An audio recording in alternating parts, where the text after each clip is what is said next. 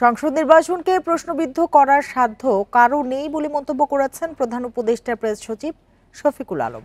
রাজধানীর daily star ভবনে এক অনুষ্ঠানে তিনি বলেন, পিআর নাকি বিদ্যমান পদ্ধতিতে নির্বাচন হবে সে সিদ্ধান্ত রাজনৈতিক দলগুলোই নেবে। সরকারের প্রতি জনগণের আস্থা রয়েছে বলেও দাবি করেন শফিকুল আলম। বান্ডেল থাকলে প্রতি সেনমানিতে টাকা বাঁচবে। বিকাশ সেনমানি বান্ডেল কিনে জিতুন প্রতি লেনদেনে। জনগণের নির্বাচন ভাবনা বিষয়ক জরিপ নিয়ে এই আয়োজন করে গবেষণা সংস্থা ইনোভিশন। এতে বলা হয়, ত্রয়োদশ সংসদ নির্বাচনে প্রস্তাবিত পিআর পদ্ধতি নিয়ে জানেই না ৫৬% মানুষ। যারা পিআর চায় এবং চায় না তাদের সংখ্যাও ২২%-এর আশেপাশে। জরিপে অংশ নেন ১০,৪১৩ জন। তাদের প্রায় ৭০%ই মনে করেন অবাধ নিরপেক্ষ নির্বাচন আয়োজনে সক্ষম অন্তর্বর্তী সরকার।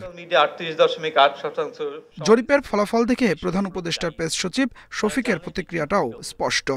ইন্টারিম গভর্নমেন্ট বারবার বলছেন, প্রফেসর ইউনূস বারবার বলছেন, আমাদের তরফ থেকে প্রেস উইংয়ের তরফ থেকেও আমরা বারবার বলছি।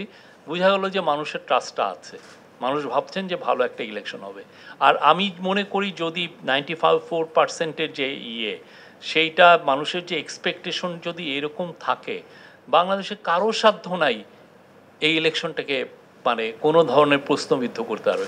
বিভিন্ন রাজনৈতিক দলের দাবি আর চলমান আন্দোলনের সমাধান তারা নিজেরাই দেবেন বলেও মন্তব্য করেন প্রেস সচিব। খুবই স্টেবল, খুবই সিভিল ডিবেট হচ্ছে। আপনি গত ৬-৭ মাসে যে ডিবেটটা হয়েছে পলিটিক্যাল পার্টি কনসেনসাস, এটা বাংলাদেশে একটা আনপ্রেসিডেন্টেড একটা ইভেন্ট। সবাই মিলে বসে থেকে আমরা দিনের পর দিন তারা এই ডিবেটগুলো করেছেন। হ্যাঁ, তো আমি মনে করি না এখন যেটা হচ্ছে সেটাও একদমই সিভিল। অনুষ্ঠানে রাজনৈতিক বিশ্লেষকরা বলেন, ভোটাররা এখন নির্বাচনমুখী। রাজনীতির গুণগত মান শীঘ্রই পরিবর্তন হবে বলেও মনে করেন তারা। Adilur Rahman, independent news, Dhaka.